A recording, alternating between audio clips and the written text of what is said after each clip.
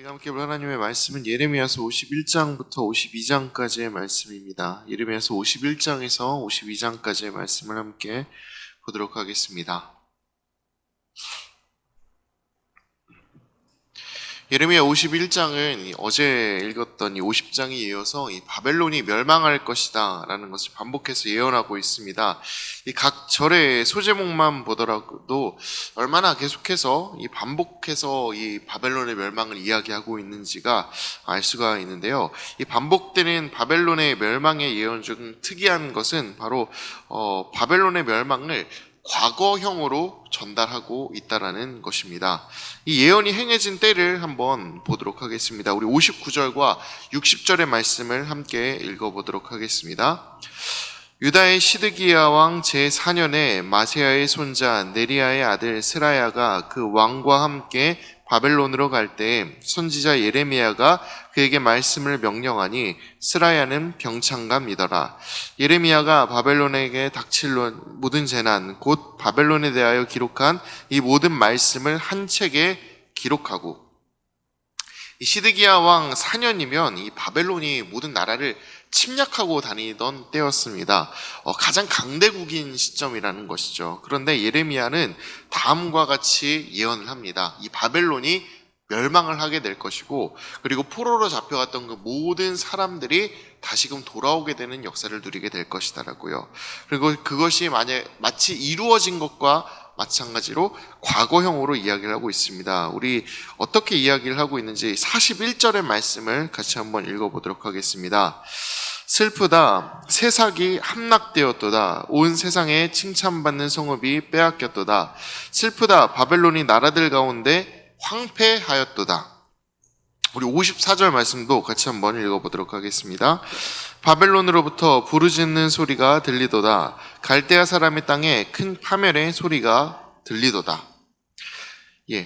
바벨론에 잡혀가는 그 사람들에게 들려지는 예언의 소식을 들어보면 이미 바벨론이 황폐하여졌다라고 이야기를 하고, 그리고 그 사람들의 부르짖는 소리가 들려오고 있다라고 이야기를 하고 있습니다. 이미 이루어진 것이라고 이야기를 하고 있는 것이죠. 바벨론으로 잡혀가는 사람들에게 이와 같은 예언을 전하는 것은 잡혀가는 것이 영원한 끝이 아님을 알리기 위한 것으로 볼 수가 있습니다. 동시에 하나님의 모든 계획이 하나님의 그 일하심 가운데 이루어지고 있기 때문에 이 사람들에게 그 포로 생활 가운데 하나님만을 신뢰하는 가운데 포로 생활을 견디라는 의미에서 이미 이렇게 이루어진 것으로 담대하게 예레미야가 선포하고 있는 것으로 우리는 바라볼 수가 있겠습니다.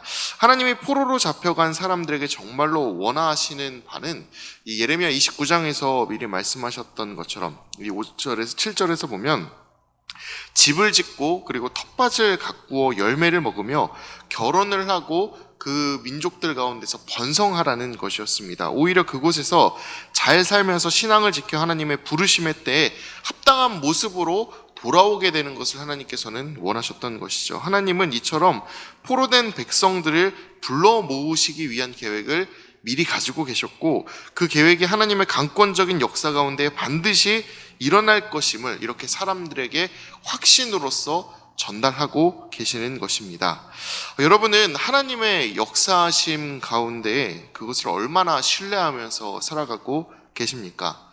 누가 봐도 그렇게 될 것 같은 이야기를 듣는다면 누구나 쉽게 받아들일 것입니다. 그러나 아무리 봐도 답이 나올 것 같지 않은 그런 이야기들을 우리가 듣게 된다면, 그리고 그런 어려운 상황 가운데에서 우리가 그것과 반대되는 이야기들을 듣게 된다면 그 하나님의 말씀에 우리는 얼마나 신뢰함 가운데 나아갈 수 있을까요?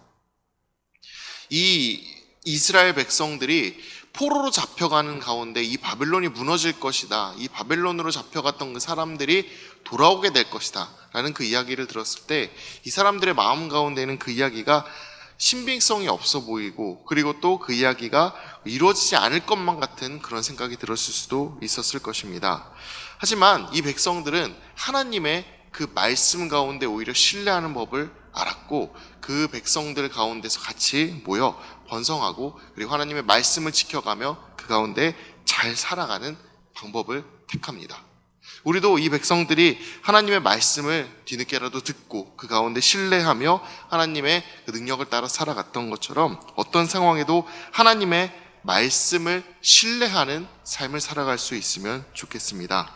언제나 하나님의 말씀을 듣는 이들을 하나님께서는 찾아내기 위해서 그 심판의 상황 가운데에서도 일하시고 또 예레미야를 통해 말씀하시고 계십니다. 우리는 그 말씀을 보며 하나님을 향한 신뢰를 더욱더 깊어지게 했으면 좋겠습니다. 그리고 그 신뢰가 여러분의 마음 가운데서 더 깊어지기를 소망합니다. 그러기 위해선 지금 우리의 상황이 아니라 하나님의 눈을 바라보는 시선을 바라보는 마음을 가져야 하겠습니다. 그리고 하나님의 일하심에 대한 신뢰를 가져야 하겠습니다. 그 신뢰가 우리를 하나님의 자리로 인도할 것입니다. 모두 함께 그곳을 향해 나아가는 하나님의 그 신뢰 가운데로 나아가는 성도님들 되시기를 바랍니다. 우리 51장을 보도록 하겠습니다. 52장을 보도록 하겠습니다. 52장을 보면 하나님이 말씀하신 일들이 이제 실제로 일어났다라는 것을 볼 수가 있습니다. 지금까지는 예언이었다면은 이 마지막 52장에서는 실제적인 그 역사의 사건들을 다루고 있는 것을 볼 수가 있는데요. 이 일을 살펴보게 되면 시드기야가 이 바벨론의 왕을 배반하는 잘못된 선택을 했고, 그리고 그 결과는 이스라엘의 완전한 멸망으로 이어지는 것을 볼 수가 있습니다. 이때 쳐들어온 바벨론 사람들은 하나님의 성전을 헐고, 그리고 성전 안에 있던 그 모든 자재들과 그리고 기구들을 약탈해 갑니다. 그리고 이스라엘 사람들마저 포로로 끌고 가죠. 예레미야 가장 마지막에 이렇게 실제 역사를 배치한 이유는 하나님의 그 모든 말씀들이 실제로 이루어짐을 보여주기 위한 것입니다.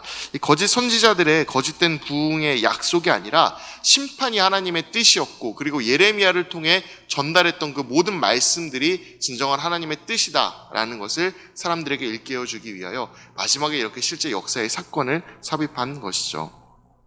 그러나 사람들에게 또 비관적인 상황을 전달하기 위한 장치로 이것이 사용된 것만은 아닙니다.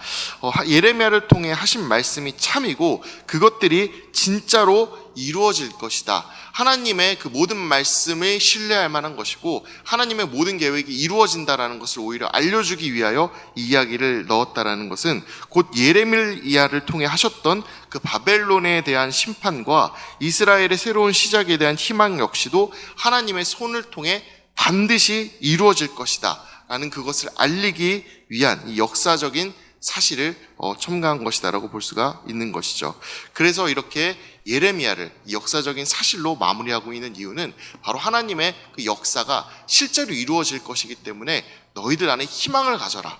너희들 안에 하나님의 말씀에 대한 소망을 가지고 살아가라 라는 것으로 우리는 바라볼 수가 있겠습니다.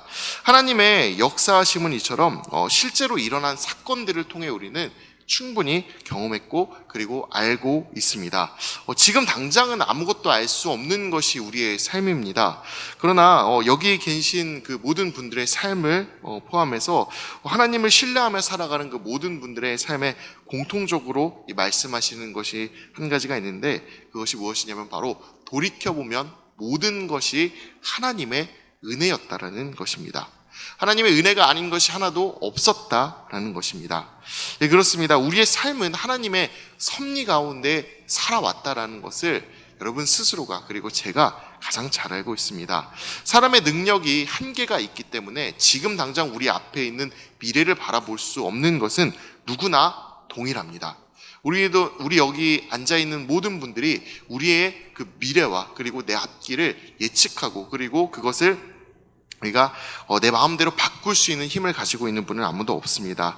하지만 우리는 과거를 통해서 얼마든지 배울 수 있고 그것을 통해 보이지 않는 것에도 신뢰하며 나아가는 법을 알 수가 있습니다. 그렇게 우리는 때때로 우리의 삶을 되돌아보며 우리를 이끄셨던 그 하나님의 은혜를 기억하며 그 안에서 하나님의 은혜를 발견하고 또 그 안에서 나아갈 수 있는 힘을 얻을 수 있게 되기를 진심으로 바랍니다. 우리를 인도하셨던 그 하나님의 그 모든 인도하심이 앞으로도 우리를 이끄실 것입니다. 그리고 우리를 보호하시고 우리를 지키셨던 그 하나님의 모든 그 은혜와 사랑이 우리의 삶 가운데 여전히 함께 하실 것입니다. 그리고 지금까지 우리의 삶을 계획했던 그 하나님의 놀라우신 그 일들이 우리의 삶을 앞으로도 이끌어 가실 것이며, 그리고 우리의 삶에 놀라운 계획들을 더욱더 부어주실 것입니다. 따라서 우리는 하나님 안에서 오직 하나님만을 신뢰하고 나아가는 주님의 백성이 되어야겠습니다. 그리고 하나님이 약속하시는 그 미래를 향해 나아가는 사람들이 되어야겠습니다. 이 세상의 것들을 의지하는 것이 아니라 우리를 인도하신 그 하나님의 그 능력 가운데 하나님만을 신뢰하며 살아가는, 하나님과 함께 동행하는 여러분의 삶이 되기를 진심으로 축복합니다. 이제 예레미야서 51장에서 52장까지의 말씀을 경청하도록 하겠습니다. 주의 말씀은 내 발의 등이요 내 길의 빛이십니다. 아멘.